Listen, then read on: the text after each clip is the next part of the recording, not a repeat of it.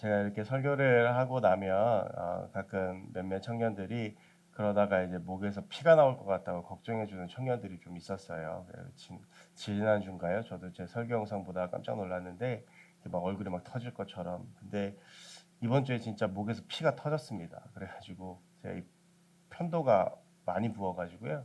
그래서 안에서 피가 많이 나서 거의 어제까지는 말도 못하고 이제 침도 잘 못 삼켰었는데 그래도 오늘은 조금 이렇게 나아졌습니다. 그래서 혹시 제 이 목소리나 음성이 좀 듣기에 거북하거나 평소보다 좀 이렇게 불편하실 수도 있는데 좀 이해하시고 들어주시면 감사하겠습니다.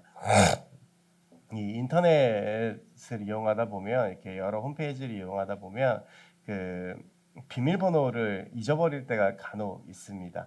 이렇게 보통은 이제 아이디나 비밀번호를 다 이제 같은 거를 주로 씁니다만 요즘 막 3개월에 한 번씩 바꾸라고도 많이 말을 하고 그리고 또 이제 어떤 사이트들마다는 조금씩 그 조건들이 달라요. 뭐 10자 이상이 돼야 되는 사이트도 있고 8자 이상 돼야 되는 사이트도 있고 뭐 특수 문자가 들어가야 되고 그런 게 있다 보니까 뭐 이렇게 비밀번호가 나중에 들어가면 좀 헷갈릴 때가 있습니다. 그러면 이제 비밀번호 찾기를 해야 되는데 그 비밀번호 찾기 하는 여러 가지 방법들 중에서 이제 뭐 본인 인증을 하거나 그런 것도 있는데 자기가 이제 회원 가입을 할 때 질문을 설정하고 그 질문에 대해서 이제 뭐 답을 다는 식으로 본인 인증을 하는 방법이 있어요. 아시죠? 그래서 뭐 나의 보물 1호라든지 뭐 나의 가장 추억에 남는 장소라든지 뭐 나의 첫사랑의 이름이라든지 이제 뭐 그런 것들을 자기가 뭐 나의 아버지 이름이라든지 자기가 이렇게 질문을 선택을 하고 자기가 이제 거기에 대해서 답을 달면 나중에 비밀번호를 잊어버리면 자기가 어떤 질문을 선택했는지를 고르고 그 답을 입력을 하면 이제 본인 인증에 대해서 비밀번호를 알려주는 그런 시스템이 많이 있습니다.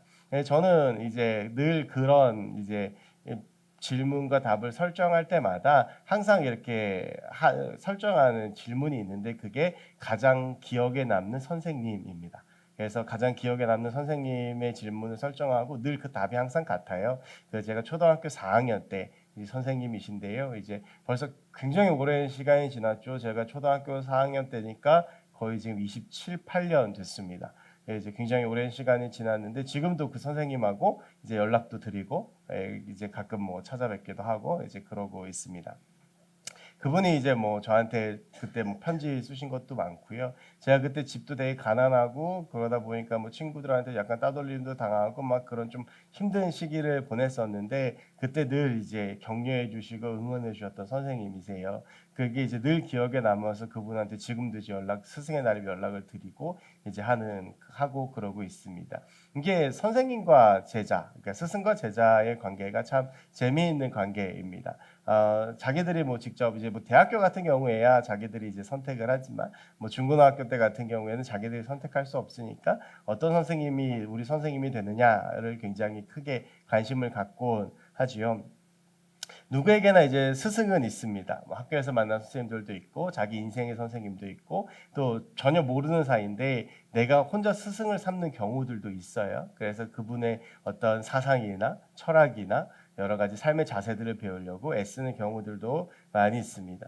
그런데 이제 그런 관계가 아니라 직접적으로 맺어진 선생님과 제자, 스승과 제자들의 관계를 보면 이제 보통 제자들의 모습을 통해서 스승이 평가를 받는 경우들이 꽤 많이 존재합니다. 예를 들면 이런 경우에요. 이제 대학원 공부를 하면 대학원 때는 보통 자기 선생님들을 자기가 직접 고릅니다. 그래서 어떤 선생님 밑에서 어떤 공부를 할 건지를 고르게 되는데요. 이 제자가 어떠한 연구 실적이나 어떠한 학문적인 소양을 달성하는지에 따라서 그 선생님이 유능하냐 유능하지 못하냐로 결정되는 경우들이 굉장히 많이 있습니다. 그래서 이제 저희 학교에서도 보면 이제 뭐 세계의 굉장히 유명한 신학자들 밑에서 공부하신 선생님들, 교수님들이 계세요. 근데 이제 교수님들한테 수업을 들으면 기대에 못 미치는 경우들이 가끔 있습니다. 정말 훌륭한 선생님인데 그 선생님한테 많은 걸 배웠겠지라고 생각해서 수업을 들어갔다가 실망하고 나오는 경우들이 많은데 근데 그렇게 되면 그 교수님을 욕하는 때도 있지만 그 교수님이 공부를 배운 그 스승이 뭐 실제로 겪어보니까 별거 아니네라고 생각하는 경우들도 꽤나 많은 거죠. 그래서 이제 스승은 제자를 통해서 평가가 되어지고 또 제자는 스승을 통해서도 평가가 되어지고 이런 이제 관계들이 스승과 제자의 관계라고도 볼 수 있는데요. 그래서 이제 이런 관점에서 본다면 그 예수님의 제자들의 면면을 보면 예수님의 선택이 완전한 실패처럼 복음서에서는 보입니다. 앞서 말씀드렸지만 훌륭한 제자들을 받고 싶은 게 선생님들의 욕심이죠. 그러니까 이제 막 입시 시험도 있고요. 그럼 면접도 보고 뭐 논문도 보고 하는 게 그런 것들이에요. 그래서 이제 제자들을 통해서 선생님들이 스승은 언젠가 죽는데 그 사람의 어떤 연구나 이런 것들이 계승되어지기 때문이죠. 예수님의 제자들도 마찬가지입니다. 이제 예수님께서 12 제자들을 부르셨습니다. 그래서 이제 그 12제자를 부르셨는데 그 제자들의 모습을 보면 썩 이렇게 예수님의 선택이 옳았다라고 보기가 참 어렵습니다. 이따가 잠깐 다시 말씀을 나누겠지만 제자들 중에 그 어느 누구도 하나님의 아들 예수 그리스도라고 하는 그 이름에 걸맞거나 맞는 그런 제자들이 많지가 않습니다. 우리가 지난 3주 동안은 하나님의 나라에 대한 이야기들을 나누면서 좀 개인적인 부분에 집중을 했습니다. 특별히 나의 주인이 누구인가, 우리의 통치권이 어디에 있는가에 대한 이야기들을 좀 나누었다라고 한다면 오늘과 그리고 다음 주에 전사님이 설교하실 거고요. 다음 주에 설교하는 부분에 있어서는 공동체에 대한 부분들을 좀 나누려고 해요. 그 중에서 오늘 첫 번째로 제자 공동체, 예수님의 제자 공동체에 대한 이야기들을 좀 나누려고 합니다. 예수님께서 30살에 공생애를 시작하셨습니다. 그 30살의 공생애를 시작해서 3년 동안 사역을 하시게 되는데요. 예수님께서 그 공생애를 시작하시기 전에 하셨던 일이 여러분 잘 아시는 것처럼 마태복음 4장에 나오지만 광야에서 40일 동안 시험 받으시고 금식하시고 마귀에게 3가지 시험을 당하신 것이 예수님의 사역 초반에 있었던 일입니다. 그래서 예수님께서 30년을 이제 그 요셉과 마리아의 아들로 베들레헴에서 사시다가 이제는 공생애 하나님의 때가 되어서 공생애를 시작하시면 이 공생애라고 하는 것은요 공적 생애라고 하는 말입니다. 그래서 예수님의 30살까지 전을 사생애라고 합니다. 우리가 사생활이라는 말을 많이 하죠. 예수님께서 개인적인 삶을 사셨다라고 하는 거예요. 그래서 성경에도 그 예수님이 30살까지의 삶이 잘 나와 있지가 않습니다. 뭐 한두 가지 볼 수 있는 게 예수님의 탄생 때라든지 아니면 예수님이 12살 때에 성전에 올라가셨던 일 정도만 우리가 볼 수 있고요. 이제 예수님께서 30살에 본격적인 공생애를 시작하시게 되시면서 사역을 시작하시게 되십니다. 그러면서 이제 우리를 구원하시고자 하는 그 계획들을 이루어 가시기 시작하시는데요. 그 공생애 전에 예수님께서는 40일 동안 금식하시면서 기도하시고 마귀에게 시험 받으시고 그 시험을 이기셨습니다. 그리고 나서 예수님께서 가장 처음 하셨던 것이 무엇이냐면 제자들을 모으셨던 것입니다. 그런데 예수님께서 하나님의 아들이시잖아요. 그리고 성경에 나온 예수님은 정말 능력 있으신 분이십니다. 그리고 이렇게 제자들의 몇 명이나 또 복음서의 제자들의 모습을 보면 예수님께서 굳이 제자들을 부르시지 않았어도 되지 않았을까라는 생각이 듭니다. 예수님 혼자서도 하실 수 있을 것 같다라는 생각이 복음서를 보면 많이 들어요. 그런데 예수님께서는 그 부족한 제자 12명을 선택을 하셨습니다. 근데 여러분 이제 예수님의 제자가 12명만 있었던 것은 아니고요. 많은 예수님의 제자들이 있었고 그 제자들 중에서 그 제자들의 리더로 12명을 예수님께서 세우신 것이죠. 직접 부르셔서 세우신 것인데요. 예수님께 제자를 부르시고 세우신 데에는 두 가지 이유가 있습니다. 하나는 예수님께서 육체적인 한계를 입고 오셨기 때문, 성육신을 하셨기 때문입니다. 하나님이 가지고 계시는 속성 중에 이제 어디에든지 계시고 우리 찬양에도 있죠. 어디에든지 계시고 무엇이든지 하실 수 있고 무엇이든지 아시는 분이 이 전지전능한 분이 하나님이세요. 그런데 하나님께서 인간의 육체를 가지시는 순간부터 가지게 되는 첫 번째 한계가 뭐냐 하면 바로 이 어디에든지 계시는 것이 불가능해진다라고 하는 것이죠. 인간이 육체를 입고 있기 때문에 분실을 쓰지 않고 있는 이상은 제가 여기 있지 다른 데 있지는 못하는 거예요. 그것도 예수님은 마찬가지셨습니다. 그러다 보니까 예수님께서는 인간의 육체의 그 한계를 그대로 절감하고 사셔야 했기 때문에 자신의 그 부족함을 채워줄 옆에서 도와줄 서포터들이 필요했어요. 그래서 예수님께서 12명의 제자를 부르셨습니다. 그래서 성경에 보면 예수님께서 12명의 제자를 전도하러 파송하시기도 하시고요. 그리고 70명의 제자를 파송하기도 하십니다. 예수님께서 가셔야 되지만 가지 못하는 곳, 예수님의 육체적인 한계를 메울 수 있는 옆에 있는 보조자들로 제자들을 부르신 것이에요. 또 한 가지는요. 예수님의 사역의 계승성입니다. 예수님께서는요. 공생애를 3년 동안 하시고 우리가 잘 아는 것처럼 십자가에 돌아가시고 부활하시고 그리고 나서 승천하십니다. 그리고 나서 이제 이 땅에서 하나님의 사역들을 완성해져 가야 될 사람들이 필요하셨던 거예요. 그래서 그 예수님의 사역을 그대로 이어받아서 계승할 사람들. 그래서 예수님께서는 제자들을 부르셔서 이 땅에 제자들을 남겨두신 거예요. 그래서 예수님께서는 부활하시는 제자들을 찾아다니셨고 그 제자들과 함께 계셨고 그 제자들을 양육하셨고 그 제자들을 남기셨고 그 제자들에게 성령을 주셨고 그 제자들에게 자신의 사역들을 넘겨주셨습니다. 그 예수님의 제자들에게 사역을 넘겨주시는 본문이 마태복음 28장 18절부터 20절 그리고 사도행전 1장 8절 같은 본문들이 그런 본문들이에요. 너희는 세상 모든 족속들로 제자를 삼아 아버지 아들과 성령의 이름으로 세례를 주라. 오직 성령이 너에게 임하시면 너희가 권능을 받고 예루살렘과 사마리 온 유대 땅에 이르러 복음을 전하리라. 뭐 이런 말씀들이 이제 예수님께서 제자들에게 사역을 계승하셨던 말씀이었다라고 하는 것이죠. 그래서 예수님께서 직접 12명의 제자들을 부르셨어요. 여러분 보통은요 제자들이 스승을 선택하는 경우들이 거의 대부분입니다. 어떤 선생님의 명성을 듣거나 그분의 인품을 보거나 그분의 삶을 보거나 그래서 내가 저분한테 배우면 좋겠다라고 해서 보통 그렇게 선택을 합니다만 예수님께서는 직접 제자들을 선택을 하셨어요. 그리고 예수님께서 그 제자들의 리더가 되어주십니다. 그리고 그 12명을 데리고 3년 동안을 동고동락하십니다. 이렇게만 보면 예수님의 이 제자 공동체는 아주 완벽한 하나님의 나라입니다. 하나님이 선택한 사람들이 있고 그리고 하나님께서 그들과 함께 계셨고 그들과 늘 동고동락하셨고 그들을 가르치셨고 그들과 함께 먹고 마시셨습니다.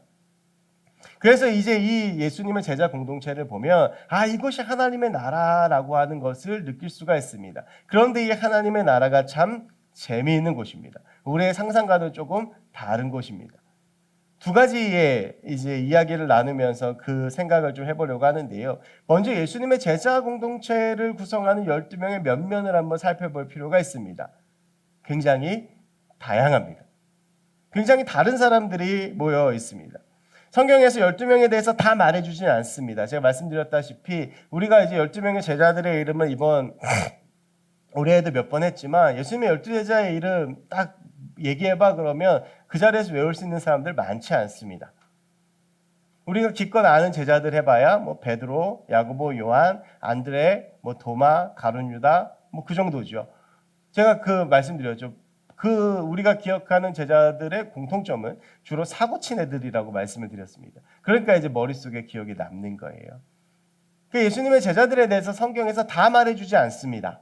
근데 이제 예수님께 제자들에 대해서 성경에서 말하는 것들로만 봤을 때 예수님의 제자들은 일단 직업적인 면에서 굉장히 다릅니다. 예수님의 제자들 중에서 가장 많은 이제 지분을 차지하고 있었던 게 어부들이었어요.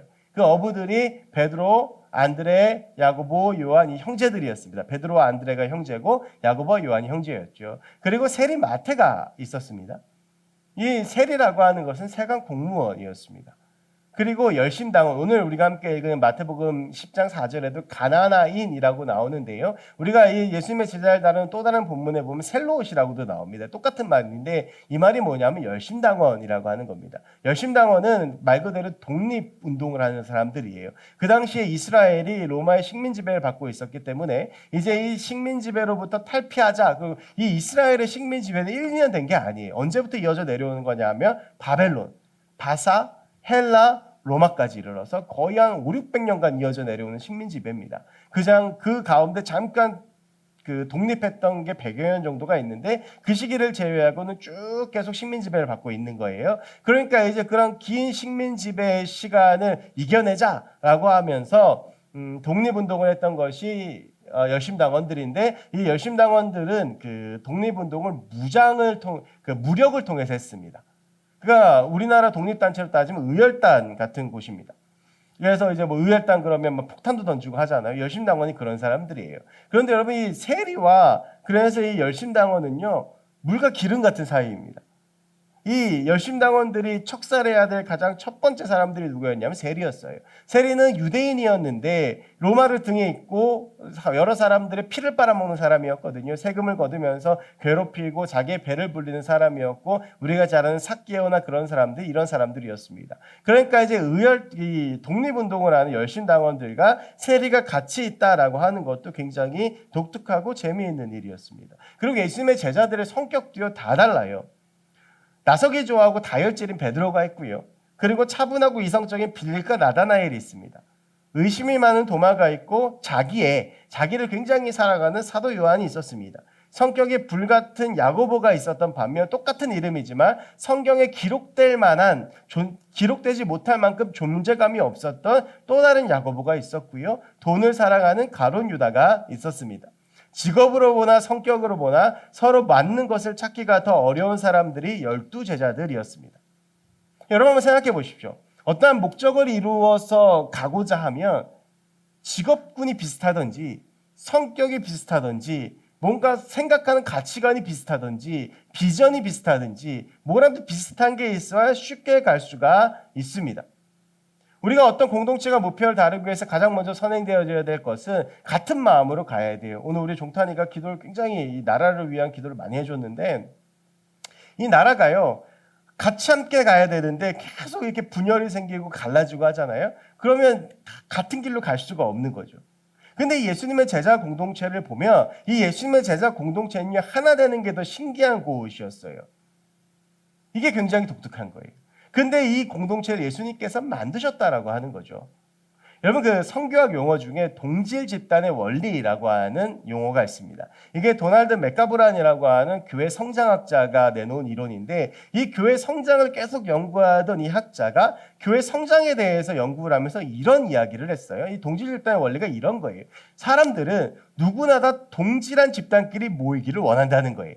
그래서 얘가 뭐냐면 백인은 백인끼리 모이기를 원하고 흑인은 흑인끼리 모이기를 원하고 그리고 이런 비슷한 직종을 가진 사람들이 직종끼리 모이기를 원하고 이거를 뛰어넘어설 만큼 복음을 중요하게 생각하지 않는다. 그러니까 백인으로서 흑인과 같이 섞이는 것을 별로 좋아하지 않고 만약 교회가 백인과 흑인이 같이 모이는 곳이라면 그 교회는 안 간다라고 하는 거예요. 여러분 이게 실제로요. 미국이나 우리나라에서 일어났던 일입니다. 그거 아세요? 우리나라 예전에는 양반교회가 있고 쌍놈교회가 있었습니다. 양반들만 가는 교회가 있었고요. 노비들만 가는 교회가 있었고 그리고 이 미국에도요. 백인들이 가는 교회가 있었고 흑인들이 가는 교회가 있었고 백인들이 가는 교회는 흑인들이 출입 금지가 됐었고요. 흑인들이 가는 교회는 아예 백인들이 가려고 할 생각하지 않았습니다. 그래서 이 백인과 흑인이 합쳐지거나 이 양반과 상놈이 합쳐진 이 교회를 만들어가는 데 있어서 굉장히 큰 진통이 따랐습니다. 막 교회 떠나고 막 그랬었어요. 언뜻 보면 이 말이 맞는 것처럼 보입니다. 그리고 교회 성장을 위해서 그래서 동질 집단으로 교회를 구성해야 된다는 것이 사회학적으로나 인간학적으로 보자면 매우 타당한 말입니다. 여러분 우리도 그렇지 않습니까? 자기랑 비슷한 사람들이 있어야 뭔가 시너지가 나고요. 자기랑 뭔가 맞는 사람들이 있어야 뭔가 우리 안에서 다이나믹이 일어납니다. 좀 성격이 비슷해야 만나야 즐겁고요. 그리고 또 뭔가 직업이 좀 통하는 게 있어야 즐겁습니다. 그러니까 여러분 어때요? 남자들이 만나서 맨날 나이 든 남자들이 만나서 맨날 하는 얘기가 뭐예요? 군대 얘기예요. 어떤 접점을 찾을 때 있어 남자들이 가장 좋은 접점은 뭐냐면 군대입니다. 그래서 모여서 늘 얘기를 하다 보면 남자들이 여러 명 얘기하다 보면 그 얘기가 어디로 가냐면 군대 얘기로 가요. 그러면 여러분 군대 안 갔다 온 사람도 어떻게 됩니까? 자연스럽게 소외가 되고 그 대화에 끼지를 못합니다. 근데 군대 다녀온 사람들끼리 모여서 얘기하면 어떻습니까? 얘가 굉장히 즐겁죠. 여러분 이게 교회도 마찬가지예요. 어떤 비슷한 나이대, 비슷한 직업, 어떤 비슷한 성격 이런 걸 가진 사람들끼리 모인다면 즐거울 거예요. 여러분 우리 셀이요 만약 이렇게 모인다고 생각해 보세요. 제가 한 번은 그런 생각도 해봤어요. 셀을요 차라리 만들어 갖고 와라. 니네끼리 맞는 사람들끼리 만들어 갖고 와라. 그럼 여러분 재밌지 않겠어요? 나랑 좀 성격 비슷한 사람들끼리 만나가지고 맨날 어디 같이 여행도 가고 하는 애들끼리 만나서 그 셀이 되면 셀 모임 하지 말라고 해도 그 셀 차고 넘칠 거예요.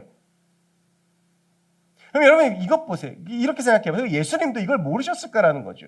예수님께서 이 제자 공동체가 뭔가 큰 성과를 내야 되고 이 제자 공동체가 하나님 나라의 건설과 복음 전파와 구원이라고 하는 분명한 계획과 목적을 잘 이루어져야 되는 곳이라고 한다면 예수님께서 이 동질 집단의 원리를 적용시키셨어야 돼요.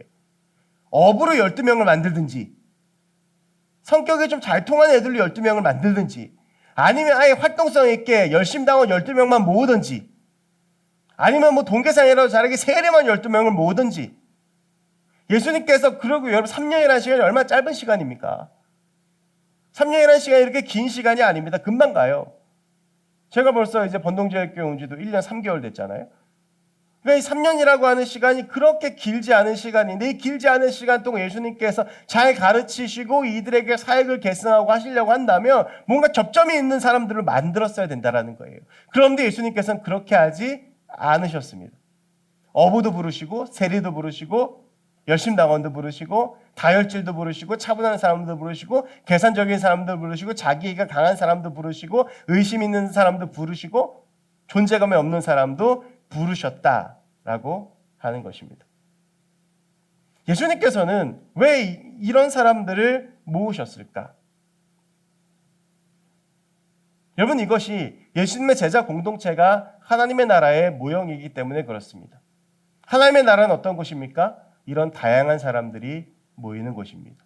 성과를 내는 곳이 아니라 그 가운데에서 서로 안에 예수님의 사랑을 발견해야 되는 공동체인 것입니다. 여러분, 그래서 교회라고 하는 공동체가 예수님께서 부활 승천하시고 난 다음에 성령께서 이 공동체를 만드셨는데 이 교회는 다양한 사람들이 모이는 곳이 되었습니다. 원래 이 본은요, 예수님께서 이전에 보여주셨습니다. 어떤 본을 보여주셨습니까? 세리와 창녀와 도둑들과 범죄자들과 함께 식사하시면서 모든 사람들이 나에게 올 수 있도록 하는 본을 보여주셨고 그것들이 본격적으로 교회를 통해서 시작하게 됐던 것입니다. 교회는 다양한 사람들이 모이는 곳입니다. 하나님의 나라는 그런 곳입니다. 죄인들이 모이고 자격 없는 자도 모이고 가난한 자도 모이고 무식한 사람도 모이고 유식한 사람도 모이고 이런 성격 가진 사람 또 저런 성격 가진 사람들이 모이는 곳입니다. 예수님은 이것을 자신이 직접 만든 제자 공동체를 통해서 보여주셨습니다. 어떤 사람이든지 예수의 이름을 모일 때 그것이 하나님의 나라가 되는 것입니다. 여러분, 그래서 우리가 우리의 공동체를 볼 때에 이런 관점으로 보아야 됩니다. 우리의 공동체가 하나님의 나라가 되길 원한다면 우리 안에 먼저 있어야 될 것은 서로 안의 다양함을 인정해야 되는 것입니다. 쟤 왜 저래가 아니라 저래도 하나님께서 나와 같이 부르셨다는 것을 인정해야 되는 것입니다. 나와 같은 생각을 하는 사람이 있고 다른 생각을 하는 사람이 있습니다. 나와 같은 방식을 가진 사람이 있고 다른 방식을 가진 사람이 있습니다. 서로 다른 가치관, 서로 다른 직업, 서로 다른 습관과 버릇을 가진 사람들의 모임체가 공동체인데 그 다양함이 하나가 될 때 그 공동체가 능력이 있는 것입니다. 여러분, 제자들이 처음 모였을 때 이 복음서의 공동체는요, 이 다양함에 하나됨이 없었습니다. 그래서 예수님의 제자들이 계속하는 게 뭐예요? 서로 누가 높은지 가지고 싸우고 서로 맞지 않으니까. 여러분, 성경을 읽다 보면요, 복음서에서 참 재밌는 게 있습니다. 예수님께서 제자들하고 13년을 같이 다니셨어요. 12명의 제자들하고. 그런데 여러분, 그 제자들끼리요, 대화하는 장면 보신 적 있으십니까? 복음서에서? 혹시 베드로하고 야고보하고 요한이 계속 같이 다니는데 그들이 이렇게 같이 대화하는 장면을 보신 적 있으십니까? 거의 없습니다. 단 예수님의 제자들이 대화하는 장면이 나오는 게 언제인지 아십니까? 서로 누가 높은지 싸울 때입니다. 그 싸울 때가 아니라 뭔가 의견 교환을 하거나 뭔가 할 때 제자들끼리 서로 이야기를 나누는 경우가 거의 없습니다. 왜 그랬을까?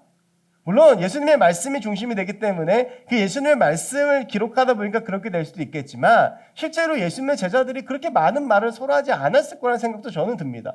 너무 달라요. 그러니까 입을 여니까 어떻게 되는 거예요? 싸우는 거예요. 누가 높으니, 니네 엄마가 와서 어쨌느니, 이걸 가지고 맨날 싸우고 다투고 하는 것만 나오지, 서로 이렇게 격려해주고, 서로 기도해주고, 서로 모자란 걸 채워주고, 이런 대화가요, 복음서에 보면 전혀 없습니다.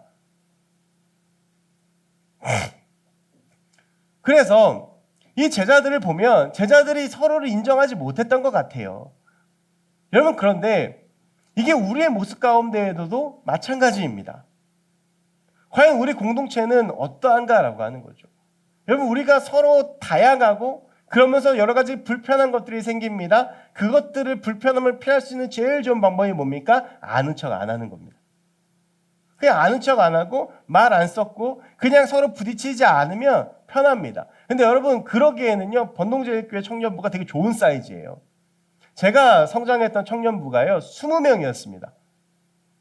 그러니까 20명이니까 별로 크지가 않죠? 이 20명 정도 되는 청년부다 보니까 서로 이렇게 불편해도 어쩔 수 없이 해야 돼요. 왜냐하면 잘 보세요. 20명 중에서 임원이 5명이에요. 15명 남죠. 리더가 6명이에요. 그러면 몇 명 남아요? 9명 남죠. 그 중에서 찬양팀이 8명이에요. 이게 서로 얽혀있긴 한데요. 그러니까 이게 한 20명이요. 어떻게, 어딜 가는 부딪힐 수밖에 없어요. 수련회를 가면 20명이 가요. 또 이게 잘 모이기는 해요. 그래서 20명끼리는요, 얽혀있는 것도 되게 많아요. 그러니까 얘하고 사귀고 얘하고 사귀었는데 나중에 얘하고 사귀고 둘이 같이 단기 선교 가고 막 이런 일들도 많고요. 막 서로 아무튼 어렸을 때부터 커갖고 서로 싸우고 뭐하고 이런 경우가 많아요. 그러니까 이런 경우는요, 어쩔 수 없이 부딪힐 수밖에 없어요. 그런데 여러분, 우리 교회 정도만 돼도 한 100여 명 정도 되니까 우리 교회 정도 되면 불편하면 모르는 척 하면 돼요. 불편하면 그냥 안 만나면 돼요. 그냥 나랑 맞는 사람들만 쫓아가면 돼요. 그냥 내 셀에 별로 안 맞는 사람 있으면 셀 모임 안 나가면 돼요. 자체 셀 모임 하면 돼요. 그냥 맞는 사람들끼리 해가지고 저기는 빈세항에서 모이든지 어디서 모이든지 자체 셀 모임 하잖아요. 여러분, 그런데 예수님의 제자 공동체가 우리 가운데 묻고 있는 것은 무엇이냐 하면 그게 정말 하나님의 나라냐라고 하는 거예요. 나랑 맞는 사람들, 내가 좋은 사람들, 나랑 성격이 맞고 나랑 가치관이 맞고 나랑 방식이 맞는 사람들만 같이 모이는 그 공동체가 과연 예수님의 제자 공동체이냐라고 하는 것입니다. 과연 그것이 하나님의 나라이냐라고 하는 겁니다. 여러분, 서로 다릅니다. 근데 우리가 흔히 그런 말 합니다. 다름을 이해해야 된다. 근데 여러분, 제가 생각해 보면 서로 다른 거 이해하는 거 불가능합니다. 이해가 됩니까, 여러분? 제가요, 제 아내하고 지금 10년째 같이 살고 있는데 지금도 서로 이해 못하는 게 너무 많아요. 삶의 방식, 생각 이해 못해요. 이해하려고 노력하면 서로 피곤해요. 여러분, 남자가 여자를 완전히 이해할 수 있을 거라고 생각하십니까? 이해 못합니다. 그럼 여자는 남자를 완전히 이해할 수 있습니까? 이해 못합니다. 왜냐하면 서로 대보지 않았기 때문에 몰라요. 그래서 여러분, 그 화성에서 온 남자, 금성에서 온 여자, 화성 금성이 바뀌었을 수도 있는데 그 책이 나와가지고 여러분 나중에 그 연애하는 사람이 생기시거나 결혼을 준비하시면 이 책 안 읽어보셨으면 꼭 읽어보십시오. 화성에서 온 남자, 금성에서 온 여자. 이게 금성 화성이 바뀌었을 수도 있습니다. 근데 이 책을 꼭 읽어보시면 이 책의 결론이 뭔지 아십니까? 남자와 여자는 절대 서로를 이해하지 못한다. 서로가 안 돼봤으니까 몰라요. 여러분, 그런데 이해하려고 해봐야 이해가 됩니까? 여러분, 여자들이 아까 그 말씀드렸죠. 여자들이 제일 남자들이 모임하는 얘기가 군대 얘기. 여자들이 제일 싫어하는 얘기는 어떤 얘기예요? 남자들이 군대 얘기하는 거. 왜? 이해가 안 되니까.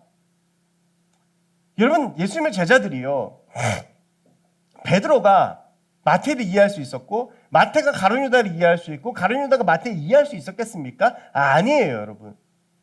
하나님의 나라는 서로 이해하는 공동체가 아닙니다. 그럼 뭘 해야 됩니까? 그냥 인정하는 겁니다. 저하고 저희 집사람이요, 우리 집사람이 요즘 집안 얘기하는 거 별로 안 좋아하던데 되게 많이 싸웠어요. 결혼하고 정말 막 심각할 정도의 위기까지 왔을 때. 근데 그때가 어떤 때였냐 하면 서로 이해하려고 할 때였어요. 근데 이해하려고 노력하다가 항상 나오는 결론이 뭔지 아세요? 너 도저히 이해가 안 된다. 이거예요. 야, 너 왜 그래? 왜 그렇게 생각을 해? 여러분, 이런 말 많이 하지 않으세요? 왜 그렇게 생각을, 왜 그렇게 말을 해? 야, 그게 이런 상황에서 그렇게 생각하는 게 맞아? 그렇게 생각할 수가 있어? 근데 그 사람은 그렇게 생각할 수 있어요. 살아온 배경이 그렇고 가치관이 그렇고 방식이 그러니까. 그러니까 서로 이해하려고 하면 자꾸 생기는 게 뭐냐면 싸움이에요. 근데 그때 어느 순간부터 저하고 저희 집사람의 싸움이 사라졌냐 하면 그냥 그렇구나라고 인정하면 돼요. 저희 집사람이 제가 제일 이해 안 됐던 게 뭐냐면 무슨 얘기를 하면 돌아서면 까먹어. 여러분, 이거 당하는 사람이 얼마나 열받는 줄 아세요? 야, 오늘 여보, 오늘 이렇게 해야 돼? 돌아섰는데, 그 시간이 되면 전혀 모르고 있어. 오늘 나 이거 뭐 좀 해야 돼? 하고, 제가 오늘 아침에 출근할 때 저는 그 늦을 때 꼭 얘기해요. 오늘 아침에 나 이렇게 해서 오늘 이렇게 늦어? 라고 하고 출근하면 4시쯤 문자 와요. 몇 시에 와? 라고. 이게 한두 번은 넘어가는데 자꾸 쌓이면 이게 짜증이 나요. 아, 얘가 내 말을 듣고 있는 건가? 내 말을 잘 이해를 하나? 이거 이해가 되겠어요, 여러분? 근데 저희 집사람은요, 제가 모든 걸 다 기억하고 있는 걸 이해를 못해요. 인간미가 없대요. 여러분, 이게요, 서로 노력 여하에 따라서 되는 문제가 아니라는 거예요. 이게 우리 공동체도 마찬가지예요. 여러분이 지금 이해 안 되는 사람 백날 애써보세요. 그게 이해가 되나? 안 됩니다, 여러분.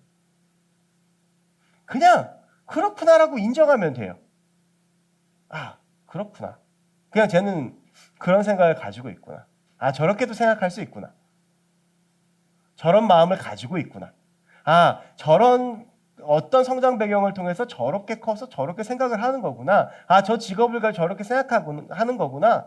그럼 그냥 인정하면 돼. 아, 쟤는 이 나쁜 의미로, 아, 쟤는 원래 저런 애야. 그게 아니라, 아, 쟤는 원래 저런 생각을 가지고 있는 거니까, 라고 생각을 하면 돼요. 그런데 우리는 그걸 부딪히면 두 가지인데 하나 이해하려고 하거나 아니면 아예 포기를 해요. 포기하면 어떻게 됩니까? 아예 말을 안 하고 아예 그냥 멀어지는 거죠. 이해하면 어떻게 됩니까? 이해가 안 되니까 자꾸 싸우는 거예요. 여러분, 우리 공동체 안에 다양한 사람들이 모여 있습니다. 여러분, 직업만 한번 내볼까요? 직업만 해도 30개가 넘을 거예요. 여러분들 성장 배경 다 다릅니다. 여러분들의 가치관 다 다릅니다. 그걸 어떻게 하나로 모을 수가 있겠습니까, 여러분? 어떻게 그걸 다 이해할 수가 있겠어요?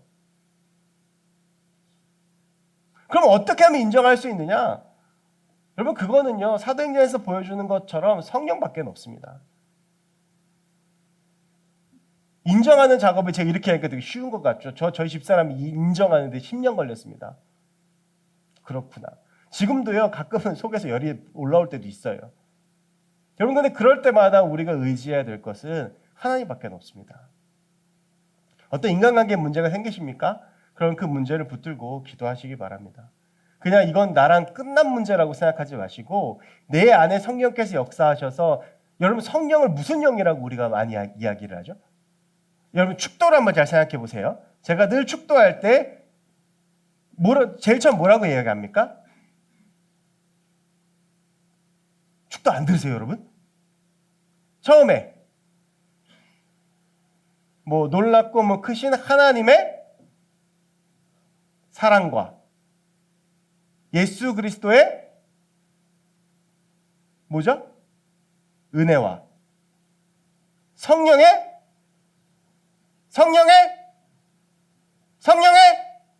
나 목 아파. 성령의 뭐라고요? 교통하심입니다. 여러분이 교통하심이 뭡니까? 성령의 교통하심이 뭐예요? 쉽습니다. 교통이에요, 말 그대로. 교통이 뭐예요? 왔다 갔다 하는 거. 성령은 어떤 영입니까? 우리의 마음을 모아주는 영이고 우리의 마음을 움직이는 영입니다. 여러분, 그래서 이 성령의 교통하심은 어떤 것이냐면 이런 거예요. 제가 요즘 제가 요즘 그 대학원을 다니는데 오랜만에 학교를 갔는데 저희 학교에 이렇게 학교 앞에 보면 그 기도탑이 하나 있습니다. 그 방에 13개의 방이 있어요, 제가 알기로. 근데 이제 그 기도탑에 이제 가끔 가면 어떤 기도가 많이 나오냐 하면 이 노총각들이나 이런 전도사님들이 배우자 기도를 많이 해요. 그런데 저희 학교가 지금은 없어졌는데 한 2000년도 초반에는 그러니까 가능했던 일인 것 같아요. 진짜 말도 안 되는 거긴 한데 사진 수첩이라는 게 있었어요. 그 사진 수첩에는 전교생의 사진, 전화번호, 집 주소, 이메일 주소 이게 다 들어있어요. 그래서 제가 2007년도도 저희가 학교를 다니고 있어서 한번 찾아보니까 우리 김대리 전도사님도 있으시더라고요. 이게 다 있어요. 그래서 이 사진 수첩이 나올 때가 되면 기도탑이 붐빕니다. 왜요? 저마다 사진 수첩을 가슴에 품고 올라가서 기도탑에서 기도하기 시작합니다. 마음에 드는 자매가 있으면 주님 이 자매를 내게 주시옵소서. 그래서 제가 전에 말씀드렸어요. 그래서 개사한 노래들이 막 나와요. 저 자매를 내게 주시옵소서. 이산지를 내게 주소서. 개사해가지고 막 기도를 해요. 그러다가 어느 순간 자기가 응답을 받았나 봐. 그래서 그 자매한테 전화해서 이야기합니다. 기도했는데 내가 응답 받았는데 난 결혼합시다. 실제 이런 일들이 있었어요. 그래서 사진첩이 나중에 없어졌는데, 여러분 이게요, 성령의 교통하심이 뭐냐 하면 이분에게 그렇게 하나님께서 말씀하신 이 자매한테도 그렇게 말씀을 하셔야 되는 거예요. 그래서 같은 마음이 품어져야 되는 거예요. 한쪽에서만 그런 마음 품고 있으면 안 되죠. 여러분 성령은 어떤 영이냐면 말 그대로 영이잖아요. 우리 안에 왔다 갔다 하시면서 운행을 하십니다. 성령의 교통하심이 뭐냐 하면 우리가 어떤 문제를 놓고 어떤 인간관계나 어떤 이런 문제를 놓고 기도할 때 성령의 교통하심이 우리 안에 있습니다. 그래서 여러분 우리가 내가 인간적으로 이해하려고 노력하지 마시고 이 문제를 가지고 하나님 앞에 기도하시면서 성령이 내 안에서 그 사람이 인정하게끔 기도하시기 바랍니다. 이해가 도저히 안 되는 사람이 있습니까? 모른 척하지 마세요. 하나님께서 우리를 같은 공동체로 부르셨잖아요. 부르셨으면 우리는 같은 공동체로 하나님 나라까지 가야 됩니다. 여러분 우리가 같은 교회로 모였습니다. 물론 이 가운데 저처럼 사역하다가 떠날 사람도 있고 결혼해서 떠날 사람도 있습니다. 그럼 하나님께서 거기에서 또 다른 공동체를 주실 겁니다. 그런데 어쨌든 우리가 여기에 모였다라고 한다면 작년이 되든 뭐하든 기본적으로 같이 간다라고 생각할 수 있어요. 그럼 여러분 그 같이 간다라고 하는 모임 공동체가 서로 인정하지 못하고 모른 척하고 여러분 만약에 80살까지 같이 신앙생활을 해야 되는데 나랑 다른 단위로 같은 교회에서 한 3, 40년 평생 모른 척한다고 생각해 보십시오. 여러분 그게 지옥 아닙니까? 교회에서 만날 때마다 마음이 어렵고 교회에서 만날 때마다 마음이 부담스럽고 교회에서 만날 때마다 이해가 안 되고 고개 절레절레 흔들어지고 한숨 나오고 여러분 그건 하나님의 나라가 그건 지옥이에요. 여러분 이 문제가 우리 안에 해결이 되어져야 됩니다. 어쩌면 여러분 청년부 안에도 그런 사람들이 서로 있을지도 몰라요. 쟤는 왜 저럴까? 쟤는 무슨 생각을 하고 있을까? 쟤는 왜 저렇게 행동을 할까? 왜 저런 말을 할까? 여러분 그거 외면하지 마세요. 그거 가지고 하나님 앞에서 해결하셔야 됩니다. 적어도 우리가 함께 모여서 불편하고 제가 가면 안 가고 여러분 이제 한 셀이 막바지를 다다릅니다. 12월쯤 되면 새로운 셀이 나오겠죠. 그때가 되면 또 이런저런 얘기들이 있어요. 왜 그래야 됩니까 여러분? 왜 그래야 하는 것입니까? 교회잖아요. 하나님의 공동체잖아요. 그런데 얘는 좋고 쟤는 싫고 얘는 나랑 안 맞고 얘는 피하고 저 셀리더는 나랑 안 맞고 물론 여러분 그럴 수 있습니다. 그렇다면 우리가 해야 될 것은 무엇이겠습니까?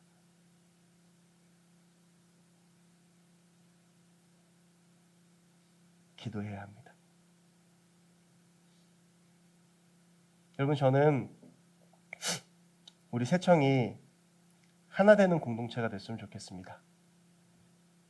우리 새청이 서로 안에 이 모든 것들을 다 내려놓고 인정하고 여러분 생각해 보십시오. 나도 하나님이 인정해 주셨잖아요. 그럼 생각해 보세요. 하나님이 우리를 이렇게 보실 때 이해가 돼서 받아들이셨겠습니까? 여러분 지난 일주일간의 한번 삶을 돌아보십시오.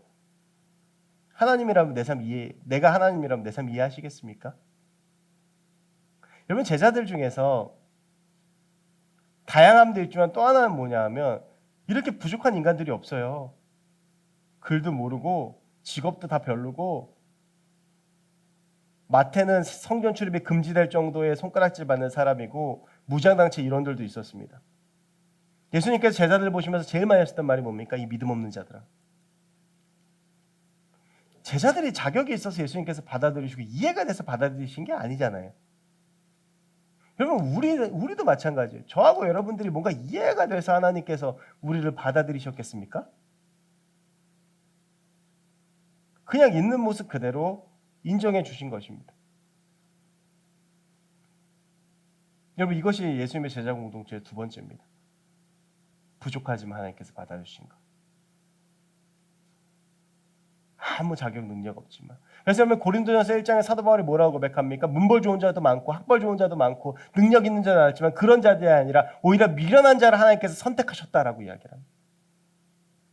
그래서 우리가 자랑할 것은 십자가밖에 없다.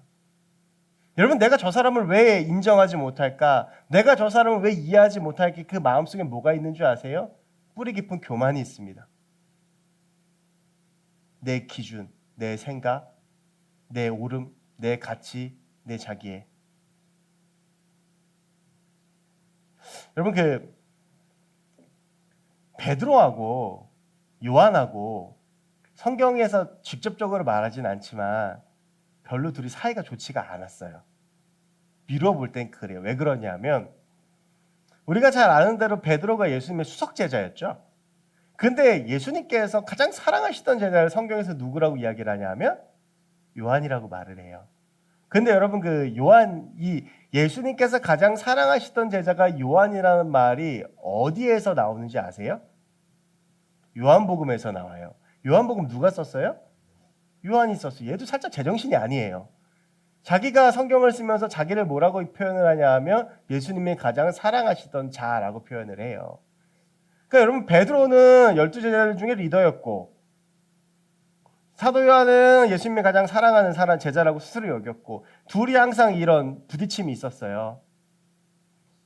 그런데 그래서 예수님께서 부활하시고 갈릴리 바닷가에서 베드로를 만나셨을 때 베드로가 이제 내 주님 사랑, 너 나 사랑하느냐? 내 주님 사랑합니다. 이렇게 3번 묻고 나서 그리고 나서 예수님께 베드로가 뭐라고 물었냐 하면 근데 예수님 저기 예수님이 가장 사랑하신다고 말하는 쟤는 어떻게 됩니까? 라고 물어봐요. 2가지예요. 하나는 사도 요한을 조롱하는 거고요. 또 하나는 그 사도 요한에 대해서 시기하고 질투한 마음이 있는 거예요. 그때 예수님이 뭐라고 말씀하십니까? 쟤는 신경 쓰지 마. 내가 올 때까지 쟤를 두던지. 베드로 입장에서 더 열받는 게 표현이 이상하다. 열받다기보다는 예수님께서 이 말씀 전에 뭐라고 그랬냐 하면 너 순교할 거라고 말씀하셨거든요. 너 순교할 거다. 그랬더니 그러면 쟤는 어떻게 돼요? 그랬더니 야 그거 신경 쓰지 마. 쟤는 어떻게 하든지 걔 내가 알아서 할 거야. 넌 그냥 내가 너한테 준 사명하고 소명만 신경 쓰면 되라고 말씀하세요. 여러분, 우리 안에 여러 사람들을 바라볼 때 이런 베드로의 마음들이 있어요. 베드로가 볼 때는 요한이 안 입고 온 거예요. 여러분, 그런 마음 들지 않아요? 쟤 뭐 저래? 이런 마음들? 베드로 안에 그런 마음이 있는 거예요. 근데 여러분, 베드로가 그럴 만한 자격이 있는 사람이냐? 아니죠. 여러분, 우리가 과연 그럴 만한 자격이 있습니까? 아닙니다. 그래서 사도 바울은 우리 가운데 말합니다. 나의 나됨은 오직 주의 은혜라. 여러분, 저는요, 우리가 서로 기대하는 공동체가 됐으면 좋겠습니다. 여러분, 하나님이요, 우리를 기대하십니다. 여러분, 그 하나님의 기대가 아니라면 과연 이렇게 부족한 사람들을 선택하셨을까요? 여러분, 예수님께서요, 제자들을 부르시면서 그 제자들의 현재를 보지 않으시고 그 제자들을 통해서 역사하실 하나님의 계획들을 바라보셨습니다. 그리고 그 하나님의 계획대로 그 기대대로 그 사람들이 사역했습니다. 여러분, 저는 우리 안에도 이 기대가 있었으면 좋겠습니다. 하나님께서 나를 기대하시듯 우리도 저 사람을 기대하고 하나님을 기대하는 그 모습들이 우리 안에 있기를 원합니다. 분명한 것은 우리 부족합니다. 하지만 하나님께서는 저와 여러분들에게 기대하고 계십니다. 그리고 우리도 그 기대를 가지고 우리 공동체를 함께 보았으면 좋겠습니다. 다양하지만 하나가 되는 공동체, 이해할 수는 없지만 서로 인정하는 공동체, 성령의 능력으로 사랑하며 함께 하나 되어 걸어가는 공동체. 그 하나님의 나라가 될 때 우리 안에 진정한 하나님의 계획과 능력과 하나님의 그 놀라운 사랑과 은혜가 체험되어질 줄로 믿습니다. 우리 같이 함께 말씀 기억하시면서 이 찬양으로 함께 오늘 말씀 생각했으면 좋겠습니다.